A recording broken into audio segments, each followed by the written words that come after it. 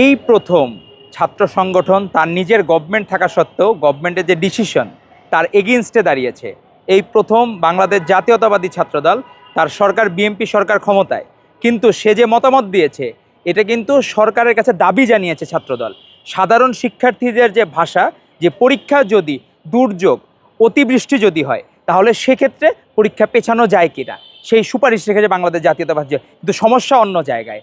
আমরা দেখলাম গতকাল যারা এখানে আন্দোলনে অসংখ্য যারা আসছে তারা বায়াস্ট করার চেষ্টা করতেছে। এরা যারা আছে সাধারণ শিক্ষার্থী, এদের কয়েকজনের দাবি ছিল পরীক্ষা পিছিয়ে নেওয়া হোক, কিন্তু পরীক্ষা বাতিলের কোনো ছিল না, অটোবাসের কোনো দাবি ছিল না। কিন্তু এখানে ম্যানিপুলেশন বা মিস ইন্টারপ্রিট করা, মিসলিড করা, এটা অসৎ উদ্দেশ্য। আর পতিত স্বৈরাচার তো রয়ে গেছে, ওখান থেকে ইন্ধন দিচ্ছে। দেখলাম ছাত্রলীগের এক নেতা সে সমর্থন দিছে শিক্ষার্থীদের সাথে আসি। তো এক বালতি দুধের মধ্যে যদি এক ফোঁটা লেবু দেওয়া হয় তাহলে পুরাটা যেমন নষ্ট হয়ে যায়, তো বাংলাদেশের সাধারণ শিক্ষার্থীদের মধ্যে যদি ছাত্রলীগ ঢুকে পড়ে তাহলে ধ্বংস অনিবার্য।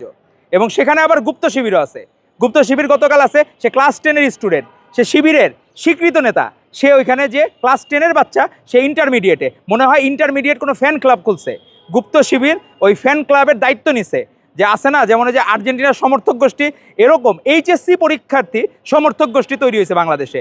এটা নেতৃত্ব দিচ্ছে হলো গুপ্ত শিবিররা, যে এখানে ফ্যান ক্লাবরা যাচ্ছেন আন্দোলন করতেছে। অদ্ভুত ব্যাপার। ইন্টারমিডিয়েট ফার্স্ট ইয়ার একটা স্টুডেন্ট, ছাত্র শক্তির নেতা, যারা হচ্ছে এই যে এখন যারা এনসিপি পার্টির যে ছাত্র সংগঠন, ছাত্র শক্তির নেতা, সেই ছাত্র শক্তির নেতারা তারা ওইখানে যে ইন্টারমিডিয়েট ফার্স্ট ইয়ারে, তো ইন্টারমিডিয়েটের ফার্স্ট ইয়ার একটা শিক্ষার্থী, ক্লাস 10-এর একটা শিক্ষার্থী বা অনার্স পড়া একটা শিক্ষার্থী, তার স্বার্থটা কোন জায়গায়? ইন্টারমিডিয়েট ফাইনাল ইয়ার পরীক্ষা। আর যারা জেনুইন স্টুডেন্ট, আপনি দেখেন ক্লাসে যারা ফার্স্ট হয় শুধু তাকে বাদে, বা ফার্স্ট বা সেকেন্ড বয় বা গার্ল, তাদের বাদে বাকি সবার কাছে প্রশ্ন কঠিন।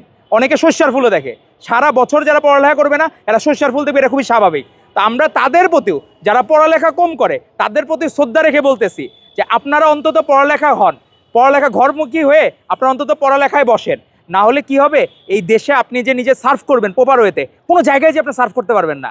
তো আমরা বলবো আমাদের ভাই বোন, তো এরা তো আমাদের ভাই বোন, আমরা যেহেতু ছাত্রদের প্রতিনিধিত্ব করি, তো তারা যদি পড়ালেখায় ভালো করে পৃথিবীর বুকে মুখ উজ্জ্বল করবে, আমাদের দেশের সম্মান উজ্জ্বল করবে। তো আমরা তাদেরকে বলবো, আপনাদেরকে যদি ফ্যাসিস্ট লীগ, স্বৈরাচারের দোসররা এবং গুপ্ত শিবিররা যদি আপনাদের ব্যাক দেয় বা আপনাদেরকে আগায় দেয়, আপনারা তাদের ফাঁদে পা দিবেন না। আপনারা দেশপ্রেমিক হন, আপনারা বাংলাদেশকে হৃদয়ে ধারণ করেন। আর আপনারা যতটুকু পড়ালেখা করা দরকার, আপনার যদি মনে হয় আপনার ফার্স্ট সেকেন্ড হওয়ার দরকার নেই, আপনি 33 পাওয়ার মতো ভাই পড়ালেখা করেন, সেটাতেও হবে। তো আপনারা সমর্থক গোষ্ঠী হয়েন না, যে সেখানে যে এইচএসসি ফ্যান ক্লাব খুলছে, ওই ফ্যান ক্লাবের মেম্বাররা যে নেতৃত্ব দিচ্ছে, এক অদ্ভুত বিষয়। তো আমরা দেখলাম যে এইখানে ওই আসে না যে বিভিন্ন জায়গা থেকে লোকজন ধার কর্য করে যে করা, তো এই চর্চা বাংলাদেশে আর কখনোই সফল হবে না। আর কোনো দিনই এই ধরনের মপ করে বাংলাদেশে আর কেউ সফল হবে না। আপনার যৌক্তিক দাবি দাও, চিটাং বিভাগে পরীক্ষা স্থগিত করা হয়েছে কারণ এখানে অতিবৃষ্টি। আজকে ঢাকার অবস্থা দেখেন, সকালবেলা রোদের জন্য আজকে আমরা যে স্বাভাবিক মানুষজনকে দেখলাম ছাতা নিয়ে বেরোচ্ছে, তারা আফসোস করতেছে আজকে কেন ছাতা নিয়ে বেরোলাম। এখন পরীক্ষা বাতিলের কী অজুহাত হতে পারে আপনি সেটা বলেন আমাকে। সেই জায়গায় আজকে প্রশ্ন সহজ হয়েছে, আজকে সকলে পরীক্ষা দিয়ে বেরোচ্ছে, এত প্রশ্ন সহজ। এরা ধারণা করতেছে কে 95 পাবে, কে 100 পাবে, এটা নিয়ে আলোচনা হচ্ছে। তো প্রশ্ন সহজ মানে কি, যে পড়ালেখা করবে তার জন্য সহজ, আর যে পড়ালেখা করবে না সে পৃথিবীর যে প্রশ্নই দেন তার নিজের নাম লিখতে গেলেও ওই নামের বানানেও সে ভুল লিখে ফেলবে। তো এই জন্য হচ্ছে পড়ালেখা করতে হবে যৌক্তিকভাবে। আর আমরা চাবো যে বাংলাদেশকে যারা হৃদয়ে ধারণ করবে, দেশপ্রেমিক হবে, সেখানে তারা ন্যূনতম পড়ালেখাটা করবে। এটা আমরা আশা করব। আমাদের শিক্ষার্থী বন্ধুরা, তারা ভাই হিসাবে, বোন হিসাবে তাদের প্রতি রিকোয়েস্ট থাকবে, আপনারা অন্তত পড়ালেখাটা ঠিক মতো করুন। আপনার 33 পাওয়ার যদি আপনার পাশ করার ইচ্ছা, আপনি পাশের নাম্বারটুকু তোলেন, এতটুকু করলেই হবে, এর থেকে বেশি কষ্ট করার দরকার নাই। আর আপনারা কারো ফাঁদে পা দিয়েন না দয়া করে। আপনাদের বাবা মা কষ্ট করে আপনাদের স্কুলে দেয়, কলেজে দেয়, আপনার পাস না করলে বাবা মার মুখ কীভাবে উজ্জ্বল করবেন?